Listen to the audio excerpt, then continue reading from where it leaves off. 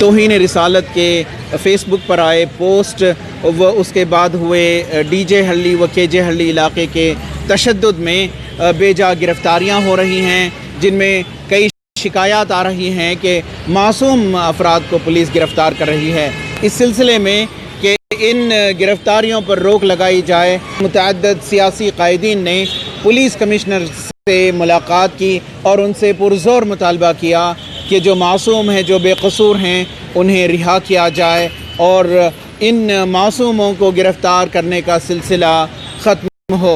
नहीं है, यहाँ के लोग ही नहीं थे, वहाँ जो दूसरे मोहल्लों से आए थे वो क्यों आए थे? एक मौलाना गोरीपाले के मौलाना को वहाँ आने की क्या ज़रूरत है? लोकल आलिमा, लोकल उलमा इकराम है, वो जाते हैं, तो उनको आने की क्या ज़रूरत है?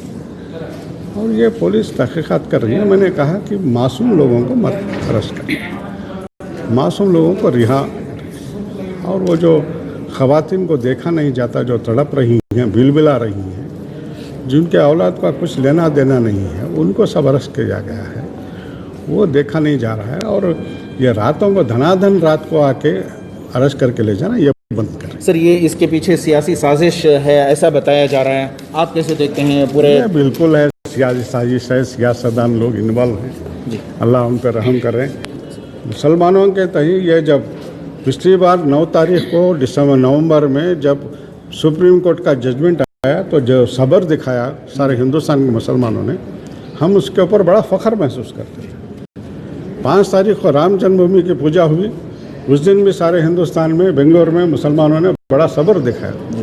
मगर ये एकदम ये जो हादिसा, बाहर के लोग जाकर वहाँ जाकर गड़बड़ करना, बसें जलाना, पुलिस पर हमला करना, यह मैं बहुत कंडम करता हूँ, मुसम्मत। मेरा घर जो है पुलिस स्टेशन से बहुत करीब है।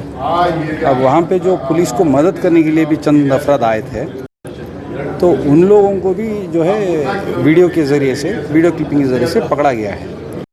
तो मैं बोलता हूँ कि उन क्लिपिंग को तफसील से देखकर, अगर वो पुलिस के सपोर्ट में खड़े हैं, पुलिस की मदद कर रहे हैं, तो उन मासूमों को रिहा करें। ये चीज़ जो है लोकल लीडरों के हाथ से भी बाहर निकल गई, तब जाके जो लोकल लीडर सपोर्ट करने आए उनको भी अभी विक्टिम बना दिया गया है। तो मैं वही एक गुजारिश किया कमिश्नर साहब से कि भाई आप वो आइडेंटिफाई करके वीडियो क्लिपिंग देख के, अगर वो वायलेंट हैं तो उनको सज़ा दीजिए, अगर वो वायलेंस को रोकने की कोशिश कर रहे हैं, पुलिस की सपोर्ट में हैं, उनको रिहा करें। कर्फ्यू को विड्रॉ करो। पिछले 5 महीने से जिस तरह जो हालात थे कोरोना में, नौकरी नहीं है, पैसा नहीं है, गरीबी है, वहाँ काम नहीं है, लेकिन कमिश्नर ने रिस्पॉन्ड किया हमें कि वो बोले कि बिल्कुल जो है हम हटाएंगे, और जो बेकसूर है उनको बिल्कुल रिहा करना चाहिए, ये हमारी पहली मांग थी। बच्चे जो 15 साल 16 साल के बच्चे, उनको जो है अरेस्ट किए चुके हैं, और जहाँ अरेस्ट करके पता नहीं चल रहा कहाँ लेके जा रहे हैं, तो बिल्कुल जो है ये पुलिस की नाकामयाबी है।